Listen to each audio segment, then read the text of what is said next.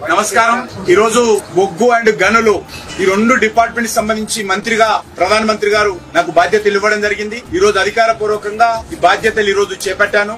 మనకందరికీ తెలుసు, దేశంలో విద్యుత్ లేకుండా, పవర్ లేకుండా ఏ ఒక్క పని కూడా కాదు. అది వ్యవసాయమే కావచ్చు, పారిశ్రామిక రంగమే కావచ్చు, ఐటీ కానీ, లేక కమర్షియల్ గానీ, డొమెస్టిక్ గానీ, ప్రజల జీవితాలతో విద్యుత్తు రంగం పూర్తిగా పెనవేసుకొని ఉన్నది. మీకు అందరికీ తెలుసు, 10 సంవత్సరాల క్రితం భారతదేశంలో మన హైదరాబాద్ నగరంలో కూడా ఇండస్ట్రియలిస్టులు సమ్మె చేసిన విషయం మనం చూసాం. ఎవరైనా ఎక్కువ విద్యుత్తు అలాట్మెంట్ కంటే ఎవరైనా ఎక్కువ విద్యుత్తు ఉపయోగిస్తే వాళ్ళ మీద ఫైన్ చేసేటువంటి పరిస్థితి హైదరాబాద్ లో ఉండేది. రైతులు విపరీతంగా ఆత్మహత్యలు చేసుకున్న వాళ్ళు విద్యుత్ కోతల కారణంగా. కరెంటు మోటార్లు కాలిపోతుండేది, పంటలు ఎండిపోతుండేది. సీజన్ లో విద్యుత్ రాక రైతులు అనేక రకాలుగా గోసపడేవాళ్ళు. మరి ఈ రోజు మనం చూస్తా ఉన్నాము, భారతదేశంలో విద్యుత్ కోత లేనటువంటి ఒక నూతన భారతాన్ని నరేంద్ర మోడీ గారు ఈరోజు ఆవిష్కరించారు. ఈ రాష్ట్రము ఆ రాష్ట్రం కాదు, అన్ని రాష్ట్రాల్లో కూడా అవసరమైనంత విద్యుత్ అన్ని రంగాలకు అందుతా ఉంది. దానికి ప్రధానమైనటువంటి కారణము బొగ్గు ద్వారానే ఈ రోజు విద్యుత్ ఉత్పత్తి అత్యధిక శాతం అవుతా ఉంది.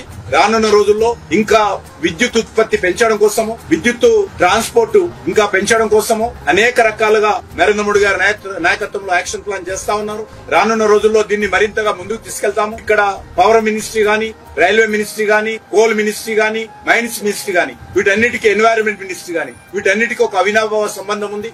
వీటన్నిటిని కూడా సమన్వయం చేసుకుంటూ ముందుకెళ్తాము. విద్యుత్ కోత లేనటువంటి భారతాన్ని నిర్మించాలంటే ఖచ్చితంగా ఈ దేశంలో ఈ యొక్క బొగ్గు ఉత్పత్తి పెంచాల్సినటువంటి అవసరం ఉంది. ఇతర దేశాల నుంచి ఇంకా కొంత మేరకు మనం బొగ్గు దిగుమతి చేసుకుంటున్నాం. రానున్న రోజుల్లో కూడా పూర్తి స్థాయిలో మన అవసరాలకు కావలసినటువంటి బొగ్గును మనమే ఉత్పత్తి చేసుకోవడం, మినరల్స్ అన్నిటిని కూడా మనము ప్రజల జీవితాలకు సంబంధించి మెరుగుపడడం కోసం ఆ యొక్క మినరల్స్ బయటికి తీయడము, ఉపాధి అవకాశాలు పెంచడము, మినరల్స్ ను కూడా ఇతర దేశాలకు కూడా ఎక్స్పోర్ట్ చేయడము, తద్వారా భారతదేశము ఒక ఇప్పటికే 5వ ఆర్థిక శక్తి దేశంగా ఎదిగింది.